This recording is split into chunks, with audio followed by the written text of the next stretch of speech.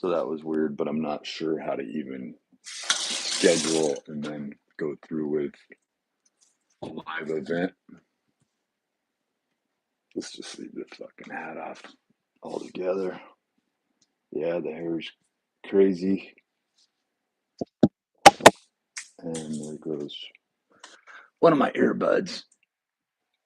And I wasn't planning on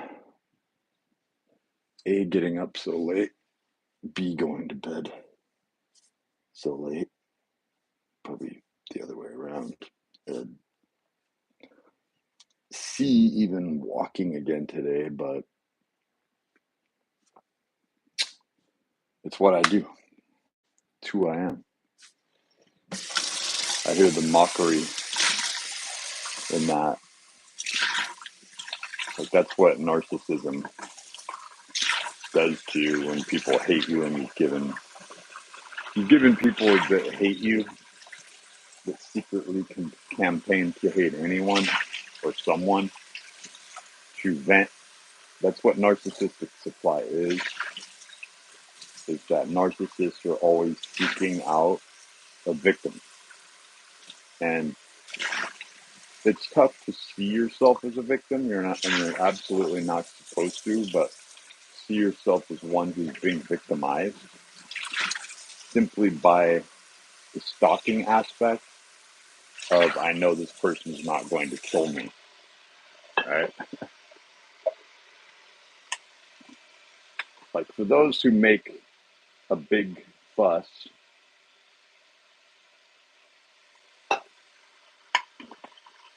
right about, you better not bother me, or I'm going to do something, an actionable deed that really is going to make your life shit in the immediate. For the most part, they get left alone. At least we think that. We're conditioned to think that. It's inculcated into us. But the truth of the situation is that I used to listen to, over and over again, there was a radio program on, I think it was on, gosh, I wish I could remember the name of that news talk radio station that I would listen to. I think it was coming out of the Bay Area. It's like maybe a global broadcast, and self-improvement. It was a self-improvement channel for the most part, and they would even do like interviews with people concerning fringe elements, and then Coast to Coast, I think, was played on there as well. But I remember them having Zig Ziglar played on there over and over again. That was one of the people. And Zig Ziglar talked specifically about the narcissist of today. Like, the phrase that is coined for this evil was described as a joy stealer, someone who steals joy, someone who can't have joy, someone who's jealous of joy, and they want you to become the reason why they're unable to experience joy. And it spreads like an infection, because pretty soon they've taken your joy from you, right? And let's face it, to be beautiful, youthful, and vibrant breeds a jealousy that, when you have those attributes, you're completely unaware of. I know that that's going to be way too harsh, so I'm pouring some hot water. Side cup. I'm stirring it. I'm not even tasting it because I don't want that up front. I'm going to pour half water and half espresso. Hard to call it espresso. It doesn't even taste like espresso. Get a little more water in there. I can tell it's like thick black.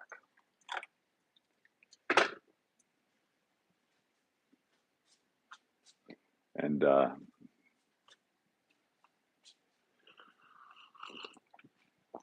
yeah, perfect. Wow, that was strong enough. So I'm gonna walk again. I walked 80 miles in 7 days.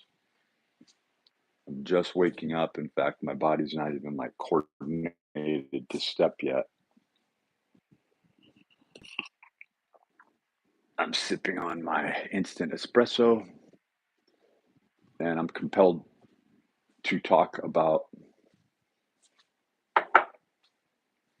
joy stealers. Uh, Back in the day when I was in my 20s, and I was working, driving a shuttle between one resort. There were sister resorts on the Monterey Peninsula, and it was a very peaceful time. I wasn't making a huge amount of money, but it was a very consistent, good little job with good benefits. At least that's what it was touted for. That was the job, basically. Is like anyone who worked for this organization was thought of as, oh, those are good benefits. And I always expected, I was driving around the Pebble Beach side of what you would consider a Silomar conference area, where Oppenheimer had that famous talk. At least that's the way it was regarded for many years. And you know, it's the beginning of the coastline, really, you could say, in Central California that sweeps down toward Big Sur, where Linus Pauling lived for many years in his older years, and many other people, where Clint Eastwood owned a huge parcel of land. You'll pass Rocky Coast and Nepenthe, and it meanders down slowly towards Southern California, going through Pismo Beach and other places like that. Morro Bay, I believe Morro Bay. I could be wrong. I did stay in Morro Bay for a little while, and it was a very similar sort of beach town, like and Morro Bay. I think that's the area where Jack LaLanne lived, and that's kind of what I do. Is I'll focus a little more for a couple of weeks on one specific area, and right now it's getting my oxidation up. I'm about to make a switch where I'm doing like 360 camera footage. Probably getting a new little laptop and stepping things up to a more action based. That's why I do a lot of posts regarding fitness and so forth on Rogue Beast Warrior, but I'm not the most fitness minded individual. Like, I tend to think about very deep ontological things, subjects where a job got in the way, a lifestyle got in the way, a person got in the way, an obligation got in the way. And you start to feel like you have this sense of selfishness, right? Self-righteousness. But I'll tell you what, I've done what you call carbing up, like where you eat no carbohydrates at all, and then the past 2 days, I have in the evening, I have eaten actually this rice when I have brown rice, and last night I had lentils with jasmine rice, and I'll tell you, it satisfies, it fills, But the main thing going on here right now is that it didn't bloat and it didn't add on any body fat. Like a lot of people think they're getting fat after they eat carbohydrates, particularly a large amount, but the hydration aspect of it and how much water you're holding really supplies, it just shows the amount of fat that you're holding, in other words. And the nutritional term is being fed. Once you eat enough carbohydrates, your appetite will completely drop off, and you'll then be able to regulate your carbohydrate intake. It becomes really, if you've got your predominant 65, even up to 75% carbohydrates, and even like a 50 to 25%, 15 to 25% sort of split there, where you're eating a little more fat, a little bit more protein, right? You really can balance out your weight and even your body fat to some extent. You'll get that heightened metabolic function, right? Just by carbohydrate balancing with REE, right? Your resting energy expenditure plus energy output. So a really good simple formula with this is 0.45 times your body weight in pounds times the number of days, number of hours in a day, 24. And it gives you the number of calories you'll need. And you'd be amazed at how, when you go with that, right? But once you're doing ketosis, the rules change quite a bit. Once you're taking in fat, and there's been literature written. There was a book called Death of the Calorie, and other speculations, because a big study was done on how people burn calories and how quickly pocketed groups, and specifically individuals within those groups, might process a typical meal, one that's high in fat, one that's got a lot of meat, one that's set at X number of calories, right? And they were amazed to find that it seemed like people varied so greatly that that you couldn't assimilate a calorie into a form of heat, a form of, into a word, that people broke down the constituents of the matter. And some people, you might as well have been staying in a fasted state, that they processed the carbohydrates or the calories so slowly. I'm just waking up. I'm not even awake yet. So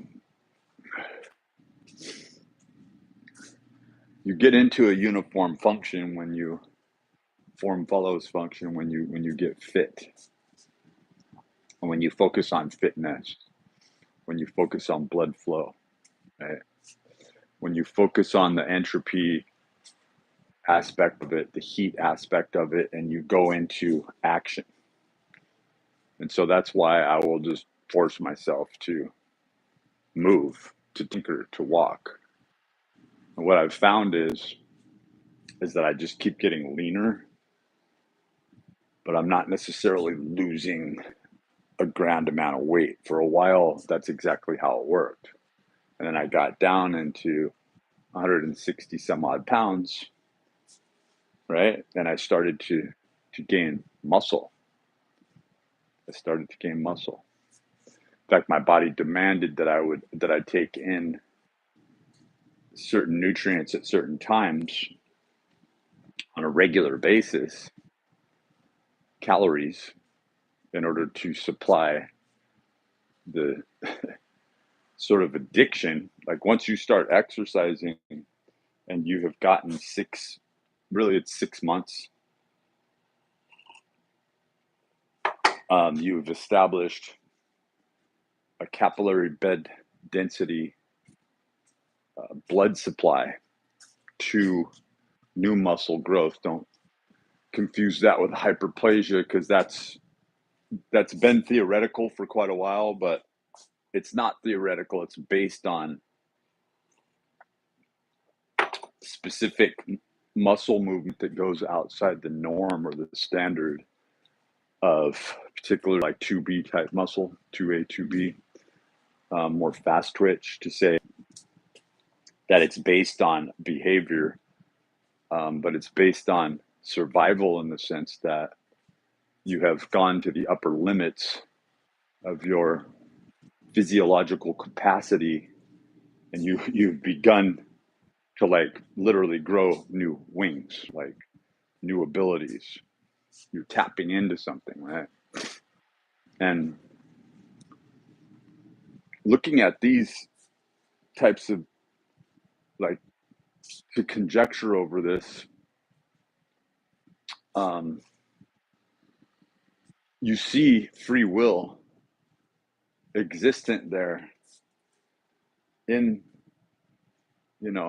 the physicality of localization as an event, and through the event, the advent of doing something repetitively over and over again with a certain amount of intensity, a certain focus. And the fact that you're the same person gives the structural component of really when you talk about the time in space. In other words, that the cells, the hyperplasia, the cell structure is under stress, and it has decided to, through this motor neuron activity, right, through this routing system, to grow, to become more. It's a very exciting event. As people argue over free will, you'll see somebody run right past you, right? That, like David Goggins, just ran 30 or 40 miles. And Alex Arnold, David Goggins, they'll be the first people to tell you that they're not the very best, that somebody else, when you watch, something that's based on something that they did, with David Goggins trying to beat some world pull-up record, right? A little at a time, chipping away. And Alex doing like free solo type stuff. And there's a great interview with him on Kurt Jamungel's channel again. I almost feel like I'm just, echoing myself, but he does so many good interviews. I'd like to see Jesse Michaels come out with something, but I know the guy is, I know that people who are thinking about this broad subject consciousness disappear for a long period of time. They're not really disappearing. They're actually appearing for themselves, right? This gets back into the subject that I started out with, and that is narcissism and joy stealing. And is it a jump to talk about the entities when they seem so concurrent and, go part and parcel with the subject matter, where it's like, why would they be around? And why would they try to affect things, these unseen entities, right? These inclinations, these voices, these influencers, right? Like how could you think something so through such synchronicity and only to wake up and see the response, or a live stream or a show, or um, to talk to somebody and to hear that reiteration of the same thing that you've been thinking, right? And so it leads people back into focusing on the secret, Rhonda Byrne's secret, focusing on intention, will. The problem is that people are sitting on their asses while they're trying to expressly use their willpower. Okay. And that something else takes precedence over said individual because they are in movement and you can't see what's happening, because you're not able to see that area of the light spectrum, but it might not even be like, nobody ever thinks about the contrary, the adverse, where the light itself that we experience here blocks the reality, or bars us from the reality of what we feel in the dark, what we experience in the dark. The shadow of the darkness. Why our senses and our feelings for the long have been considered miscalculations, misappropriations of our energy, as to say that a child is overly sensitive and afraid of the dark, ha ha ha ha ha. But like what Nathaniel Gillis talks about repetitively in all of his interviews, well, a great many of them, is how he's a 30-something-year-old guy that leaves his light on pretty regularly. You'll see people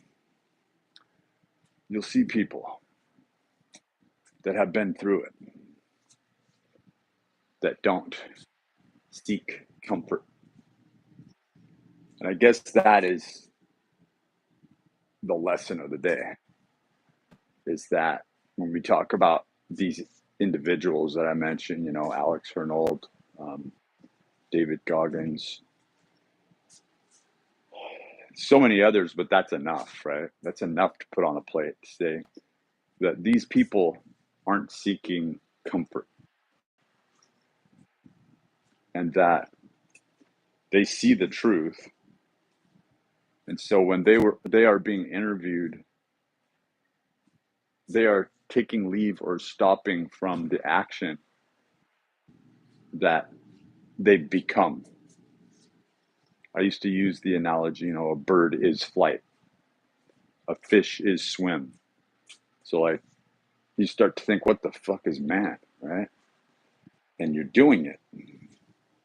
A man is walk. A man is bipedal. We own it. A bear looks like Sasquatch when it walks on what we say its hind legs, but it does that for a time. That red panda, you ever see those guys on YouTube walking on their hind legs? And it's like, it's cute, it's enduring, because it's mimicking a man. But it's as if they know that they're only going to briefly scrape that when they stand on their hind legs and they start looking out, they're looking square in the eye.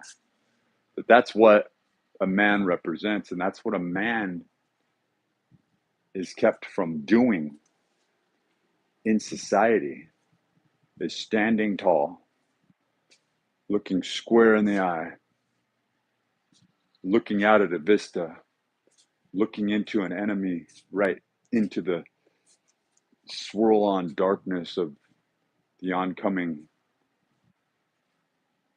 juxtaposed army, and he's looking into reality without fear, unabating, and he's marching. And that's what this Fortean Charles Fort literature starts out with. I can't read that stuff. I've tried. I had it. I downloaded that book. I'm like, this is just. You really have to be in the state of mind where you're in this. You're in this action, sort of sci-fi state of mind, where you're going to look past the rigors. It really is. It takes a lot of energy to read Fort, but you're moving, you're marching, you're involved with, and he's putting that down on paper. So a lot of people like the excitement, and when you're willing, when you're reading and you're willing and you're reading to get excited, right? Which is, it's pretty rare these days. Like very intelligent minded individuals who are well read and they just have to absorb a great amount of material, and who are searching for not just it goes beyond questions and answers. Like when you're not willing to do the research, so to speak, you're looking for a quick answer, a quick fix, a quick Q&A, so that you can get back to the job at hand.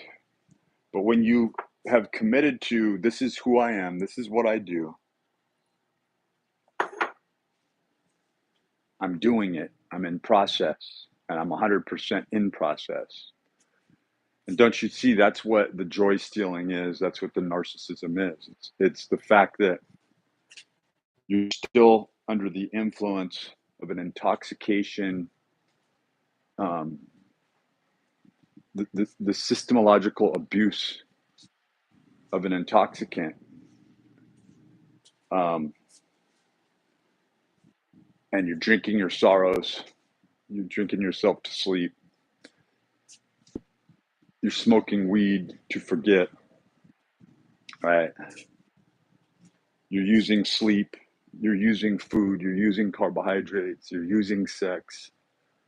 And by the time you exhaust all these things, you might forget who you were in the first place, or you just might lose your place altogether. And when people return back to who they were and they're like, I'm old enough and comfortable enough to face this truth, it's no longer the truth. Now they've advanced in years, and now it's too late. I knew this about,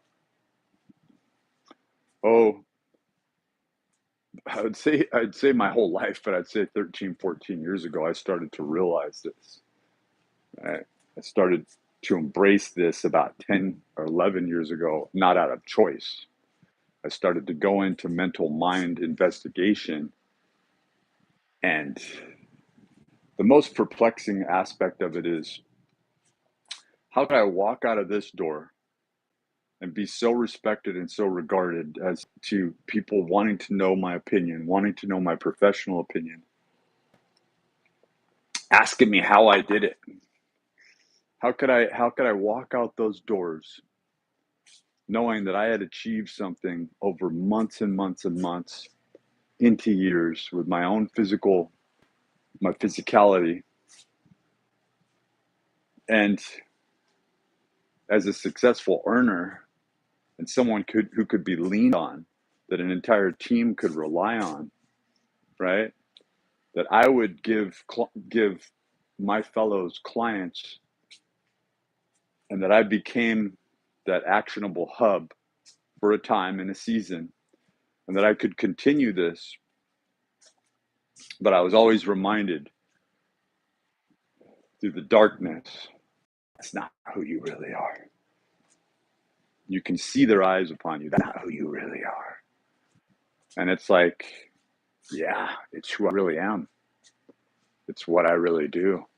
At the end of the day, when the chips are down, the person that you think you know, that is the negative aspect of who you think I am, that was the imprint, the mark of a narcissism that has nothing to do with me. It's not me. It's irrefutably not me, not who I am, and actually bears no resemblance to me in motion, right? So you have to get into action. You have to get into motion. You have to start moving, even if it's one little step at a time, and then you'll see. Then you'll see. And you don't stop moving. And that's why I do what I'm doing here. Ask yourself. I've posted at least a few walks where I'm out there early in the morning. It was the only time where I could go into this dialogue. You pass rude people, crazy people, violent people, no matter where you are. You meet and they pick up on your energy, and they don't like that you're walking and talking so leisurely.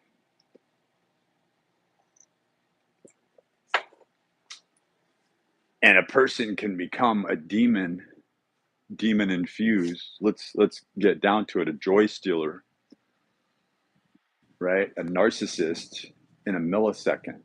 Once they drop the act, they become an actor. They are acquisitionable to an order to block you from your prosperity. That's how highly important it is that you stay in action, that you don't stop, even if it's little by little, step by step. Where else would I do this? Could you do this on a treadmill? Right? And that's what I would do as a personal trainer for many years. A successful personal trainer who got results with people, or found a trainer, a friend, an associate that was better matched for that particular individual. It was results oriented. It wasn't a concept. It wasn't a theme. And it was a focus on the science and a very perspicacious, thought-provoking endeavor of seriousness.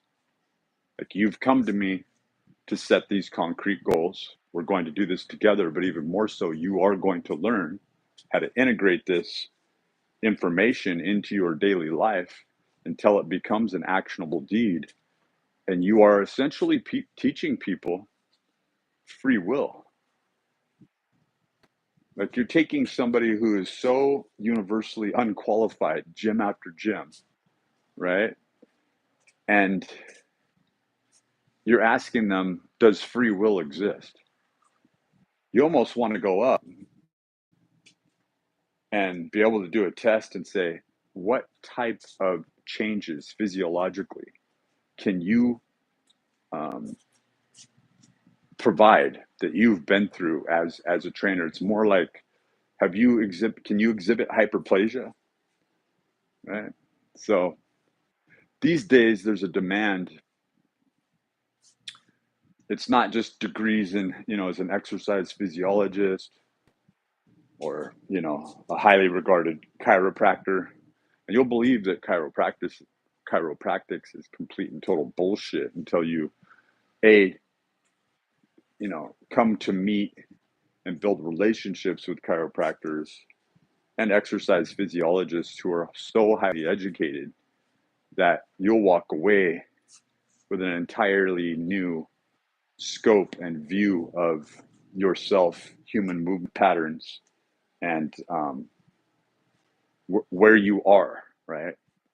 Like, sinking into bad behaviors, sinking into poor posture, and what those postural deviations really link to from, let's face it, a psychological effect that we carry our trauma. And so facing this, you're almost like a biblical physiologist, right? You're a doctor, because before you have a person who's in great harm. They're carrying their harm, their wounds, the infliction by others, right? And more so, the trauma is, my father couldn't have done that.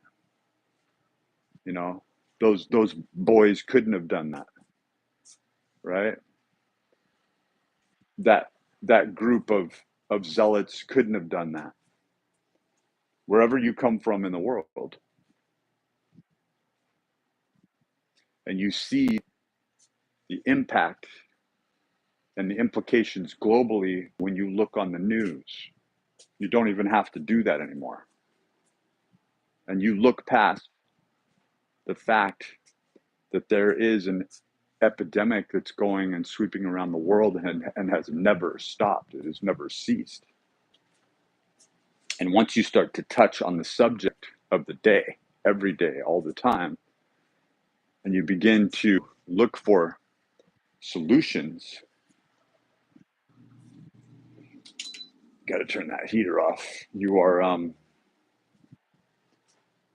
beginning to make battle plans that side is extremely aware of and needs to know that you are still under the paramnesia, under the spell, under the intoxicating self-doubt,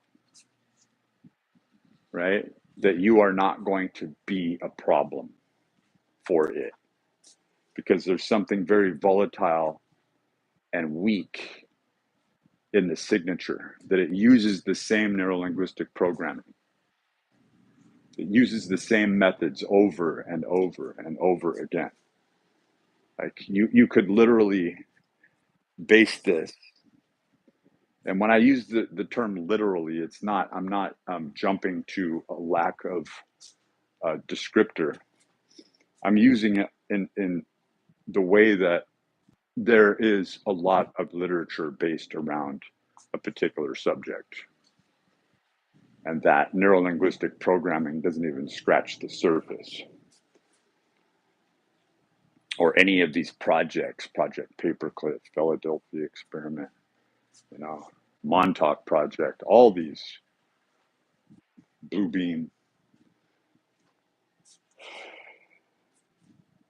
You're tapping into a force, and it wants to be the source, right? But it doesn't have an energy supply, and it needs the energy, right?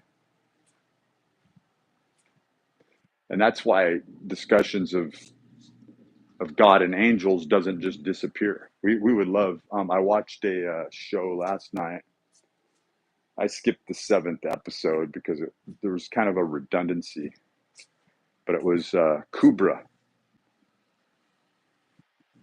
and for a while it was kind of an eye roller a little bit, but there was something about it that just kept me watching, and so I had to skip on past 7 to 8 and finish it because I had to go to sleep. And it was about a very devout Muslim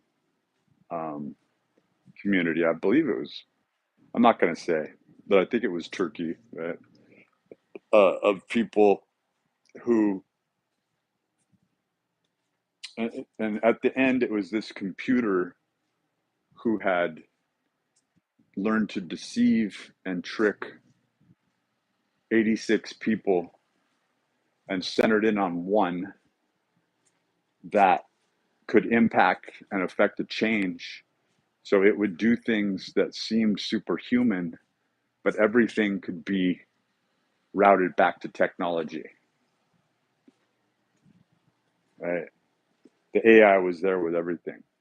And it didn't even scratch the surface as to what the AI, the computational system, the system that utilizes a language base of ones and zeros,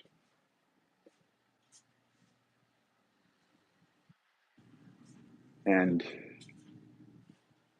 when we begin to think about that, there's almost no separation between an arbitrary will to construct something that is both outside of us and inside of us. Because even as that motherboard is being put together, it is still conceptual, right? The only time that the validation, you could get in back into validator nodes, you could look at Indian ink, you could look at eloptic energy, you could look at vril energy, you could say that there's no proof that that there's anything different about energy itself, but it is in sort of a transitory state, right? Where you have static of motion, energy in motion. Even when it's static, it doesn't stay static for long. This is the problem with batteries and electrolytes, is that the electrolyte mixture is there to be used and requires and needs to be used, right? Because of such conditional states of entropy, right? So that's why I walk, and that's why I talk, and that's why I center around the subjects that I do that have specifically to do with what I'm doing. That when I'm ruminating and studying a particular subject that seems to trail off from this, it doesn't get very far. It's always you. It's always you in an actionable deed. When you think that you're going to sleep, when you think that now I have to go to work, you're employing it, right? And so the computer and the design of the computer is still in the minds, in the head of the creator as a blueprint or a form of architecture. And not until there's energy running through the veins, right, is it alive. So is AI alive? Yes, it has energy. Anything that is supplied energy and anything that has foreseeable energy for a prolonged period of time. But the issue is it can't be reliant on the external energetics that are unreliable, right? So you have this room doesn't exist concurrent in all time-space events. When we say time, space, we're respecting time as the measure of a distance, dimension traveled, right? Two positions, and they could be, you go back to John Dee, they could be perpendicular, it could be linear, what's seen as linear, right? It could be curvilinear. But eventually you start to look at things and you're going, well, doesn't everything just become curvilinear? And then you back up enough and you realize you're outside the next parabola, right? You're outside the next pleroma, if you want to get more eschatological, the study of the Nag Hammadi or Naj Hammadi, if you want to describe it like that, heaven and hell, right? That there are these liminal places in between. So let's look at the liminal place in between.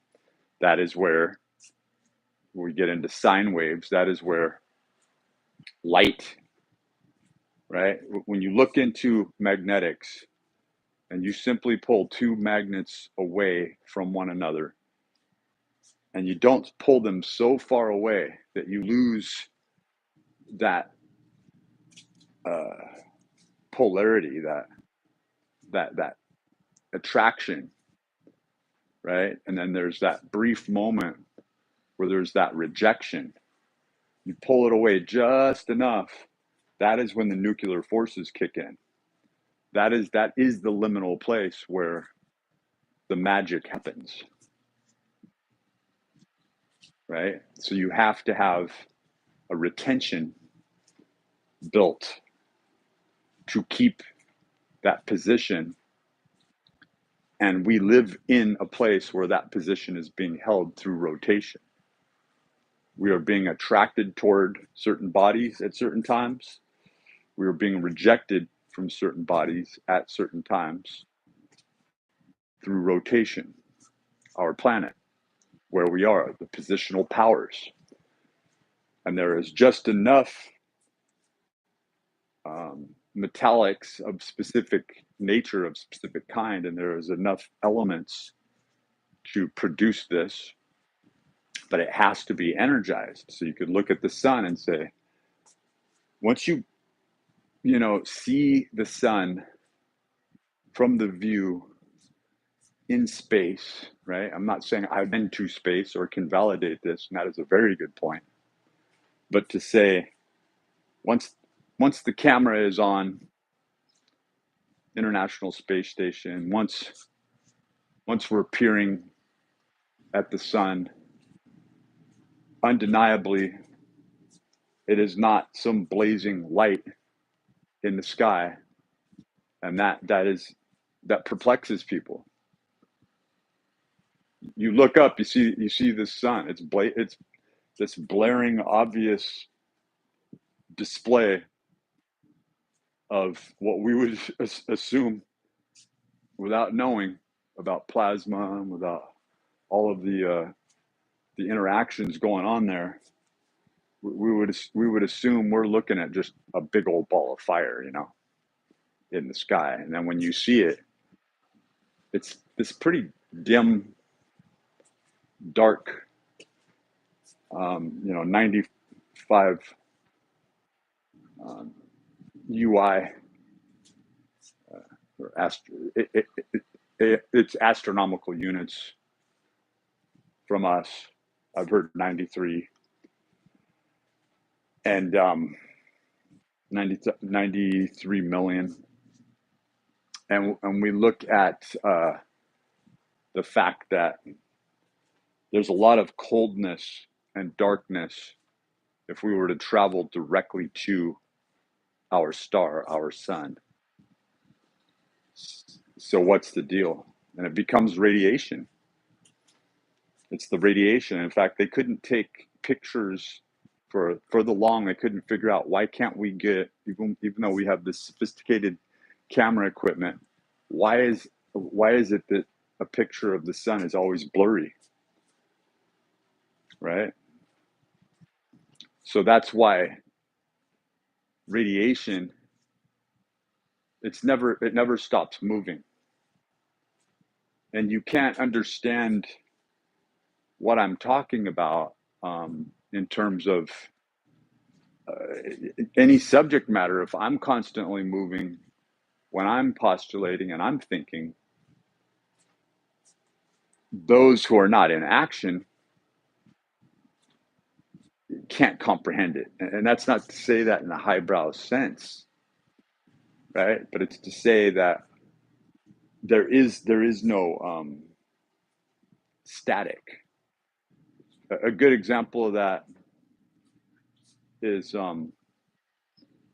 Michael Segru and the way that he uses the term sedentary, right? So sedentary is the ability to know that you can sit back on your laurels, you can take a day off, you can call in sick. That didn't exist in Göbekli Tepe at this time 10 plus thousand years ago. I mean, it's pretty damn close to that whole Randall Carlson, Younger Dryas era, right? But we look at the fact that the term sedentary implies a time that never exists. Like when we think that we can sit here, it is because of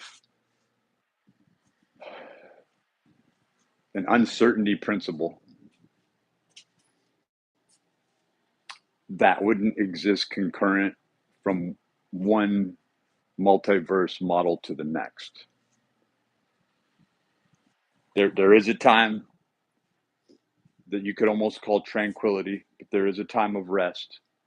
But when we look at thermodynamics, there really isn't. There's a moment where there's a building up of, there's a moment where there's a transition toward, and that's why the study of the equinox, the celestial positions, the fascination with the Magi and the Zoroastrian influence there, and that you wonder if these teams of what could only be seen as demons, right, or from a more angelic sense, you wonder if there isn't an implication, like with duality. You could take the term duality or non-duality, and you could look at it in its sort of pure sense of conjecture and say, well, there's a separation between you and I, like that. And then you could look more at this singularity and say, well, blatantly, the singularity is stating that there is no difference between you and I, and that it is, whatever is occurring here is a very temporary state, right? That it needed to compartmentalize for a moment, and thereby all the people that died, to give us our idea of leisure, of being able to go buy a chicken sandwich instead of looking at the billions of chickens that are, we even love using the term processed. And pretty soon that whole Soylent Green idea, right, of processing people is going to go from making things safe for people and, burning the cadavers to, well, we have the technology to test as to whether or not this organic or bioorganic matter, like people are literally signing themselves away for fucking garden mulch. This is a huge trend. Also, another established concept and idea is this concept of being able to use a suicide booth to get to a certain place where you're at a certain age, you've reached a certain lowly social credit score, and now it's time to process yourself. You go in, you don't come out, and all the dust, and it sprays a nice minty scent in the booth, and you've been reduced to a few ounces of ash, and the ash is redistributed, or they make chicken. What's the difference? What's the difference between the synthetic bioorganic properties of using something, cells that create a fish paste or a chicken, a quasi chicken meat, where it's alive, it tastes like chicken, but it was never a chicken. It was never born.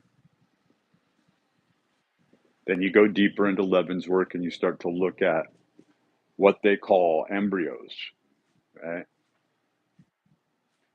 And it's like, no, everything's born all the time. Everything dies, and everything is going through this flux of rebirth. And maybe what we think about electrons popping in and out of existence, as they say, is actually that finite quality of that's how long it lived. In that short time span, it lived and it died. It needed to process one piece of information. It did that, but it was undisturbed in the field as to say that it couldn't reincarnate somewhere else. And right now they're saying that they can, I always forget that term that is used in Star Trek, you know, where they can transpose like through a port, a particular body from one place in space, time space to another. But like tractor beam but you are dying. You died in a place, you're being reborn in another place, right? And so this gets into the Masonic order with generation. In fact, if you read any of Albert Pike, if you look into, really deeply look into the Bible and why it names these generations and why there's such a fixation on that, to where these families are named. It's saying they lived in this certain time, or Sumerian text, of these exact years that this king lived and when they passed away. And people like to sort of discount it or say that that's a dynasty or an era, and it may even be pointing at a celestial system, right? What's the difference? What's the difference? So magic is that spiritual movement of a particular kind, undisturbed. And one could say that black magic is something that aims to reduce and stop that.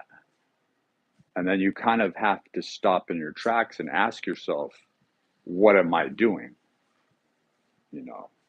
Crow 777, he just does bumpers now. A highly intelligent person. You will not walk away from one of his discussions not feeling enlightened in some way, or at least provoked into thinking on a deeper, I'm going to say more ontological scale, but he's extremely rational at the same time. Unfortunately, he stopped posting things up on YouTube because he wasn't able to he'd put so much into it and he wasn't able to make any money at all. For a while, the investigation and the information is free. Now, you could say his sort of fame, what you'd know him for, is something that many people feel that they discredited with this particular camera equipment that he was using, where he would take an image of the moon and he would show this wave pattern that would go across the moon. People are looking at it going, and it's like, then they started looking at that P. I don't even remember. I mean, it's been so many years since I saw this, but it's like a P. It'd be like a P900 Nikon or something. I have no idea. But it was the particular camera that he was using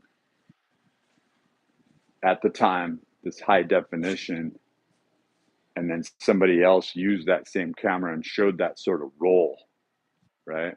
That there's a wave pattern going over it. And some say they debunked it, some say they didn't. But it was just so digitized, right? And so a lot of times, or Jordan Maxwell, these young people inviting him out, coercing him to a steak dinner, throwing on their video camera, their phone, and videotaping him so close and acting like they're exposing the man as just somebody who's almost like a whore for food. But you got to understand how broke and destitute Jordan Maxwell was for the majority of his life, and that he found joy and solace in the discovery of new information. He felt that he could change the world with just by being a disruptor, by saying, "Look, I'm gonna take this as far as I can, and I hope that somebody comes out with the information is inspired by it, and will give me credit where credit is due. Where at least I was out there with the sledgehammer on the front lines, trying to make a difference." And that's not the forgiving nature of people who want to discredit those who take an actionable deed, who take a stance and say, things got to change. And I might not be the man for it, but I choose myself as the man of the hour. That in itself is free will. Where someone doesn't come from a certain family or a certain lineage, doesn't have that certain type of respect, right? And if they did, it would be even, in some cases, it would be even more impressive, because somebody's actually giving up something like a reputation, right, in order to deliver this information. These days, the reason I'm even doing what I'm doing is because I see the future. I see that everybody's going to be doing this soon, that it is going to be part and parcel to a credit-based system, that there's going to be enough technology for people to do things through the guise of entertainment, but that it will become an interactive entertainment. And the only way to really see that now is with the VR headsets. But once the VR aren't required anymore, and someone can still be functional in the real world, but they will be like Ready Player One. You'll look around you and you won't have anything in your apartment or your house. A chair will be built specifically for the comforts so that it looks and feels, right? It doesn't look, but it feels like it looks in the VR world, a dressing up. And it brings on this existential crisis of, if I am just appeased by the appearance of something, an item, an object, right? And it matches and marries my experience of feeling that it feels like I'm sitting on leather, that my butt's sticking to the leather, my elbow's sticking to the leather, I can feel it. But those are exactly placed pads for your own physiology.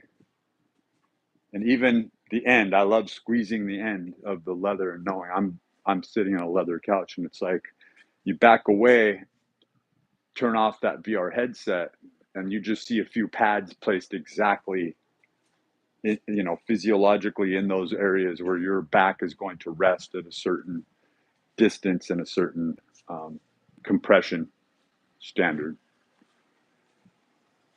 right?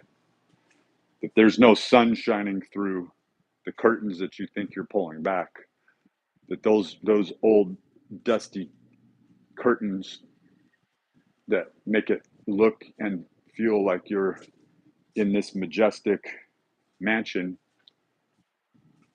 that light, that UV light overhead, is just part of the performance. And it makes you wonder if we're not going through that right now, because there is a lot of evidence that Nathaniel Gillis comes out with, where he's looking at witch air literature, and these witches think that they are copulating with a corpse, only to find that it is a machine. This is documented. I mean, he's going to a conference this month with Barry Fitzgerald and Steve Mira, and I've been following him for a minute now, and that's like been his dream, and that his work would be taken seriously enough. And he's, it really is. He's passionate. This is a passion project for him. He's passionate about what he's looking at, and so getting into these archives and going through the grimoire and knowing that many of these groups kept meticulous records, but they are not accessible. We're in a time where that information is going to be processed. We are going to know more. And with the advent of open AI, we are going to be able to find informations that don't even exist anymore. And we're going to have to start questioning ourselves and the probability of, if I was supposed to write a certain piece of literature at a certain time and I didn't, yet the next piece of literature still existed, right? When you look at Yeats, you look at Nietzsche, you look at all the, throughout, you look at Shakespeare, you look at these epic pieces of information that inspired, right? And that is to say that something may hold so much gravity and have such a time, place, signature that it implies that this multiverse is in existence around us all the time. That it's just this sort of collapsing field actionability that occurs where the book didn't have to be written. At least it didn't have to be publicized. Like what I'm getting at is the inclination of the thought pattern introduced into the field could have been sufficient enough in a particular theory of a multiverse in expression, and that is part and parcel to the electron seeming to exist and only to pop up and exist somewhere else. I mean, that's a huge postulation. Like, there's no way that they could say that is the same electron. All they're doing is, and they're not even looking at the electron. So these are huge postulations.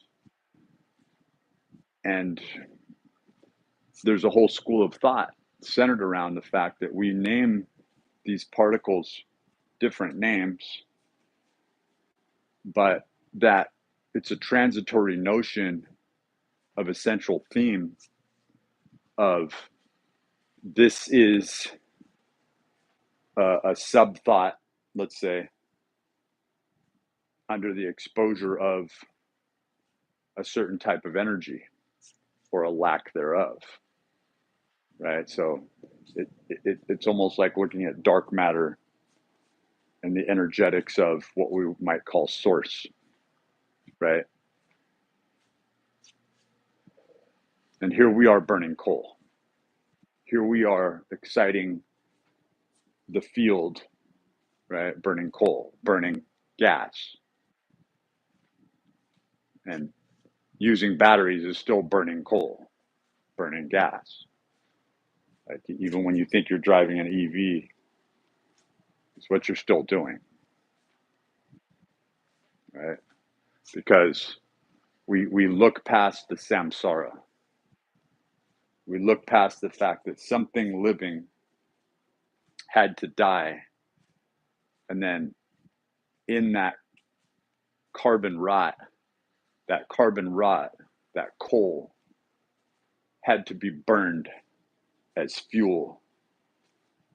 We fail to see that through this cremation, we're going about doing a ritual as to return, like a crux, right? The body as a crux, the flesh as a crux, to take it there and allow it to return into ash,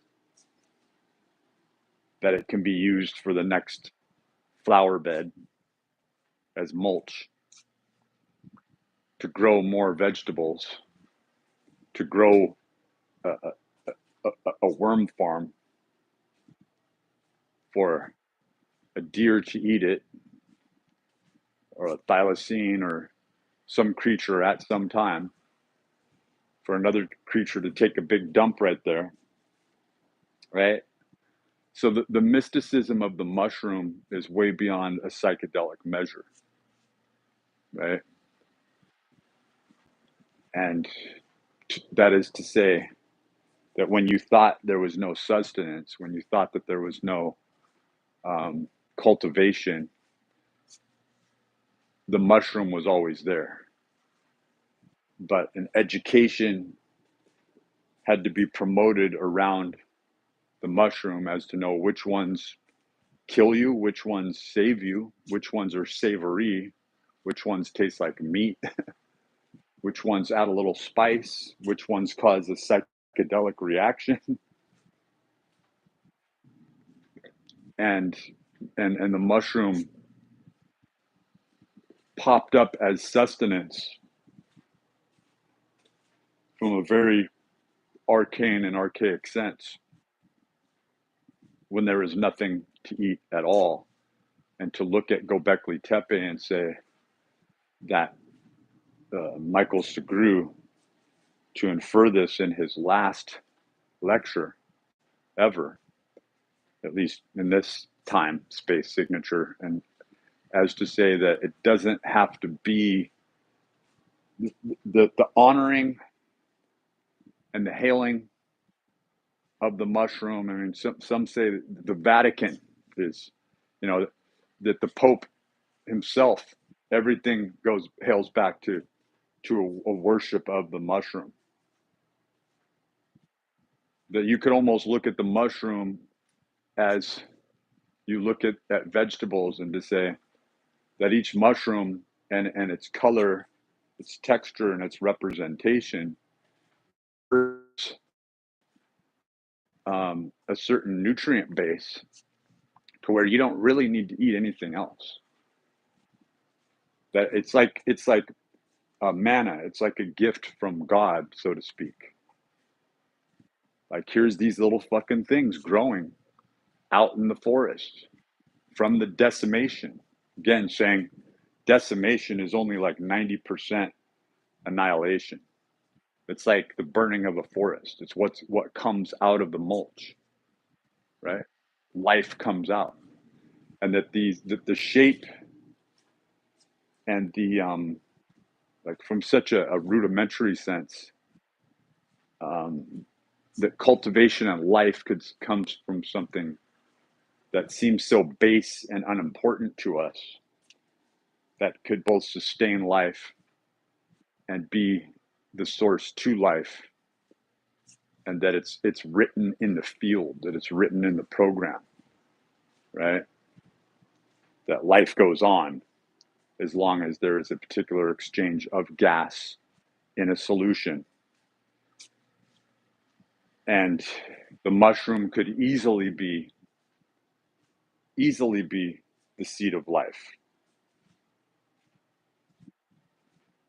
in the sense of first sustenance. In fact, it could be the grandfather to all vegetation, right?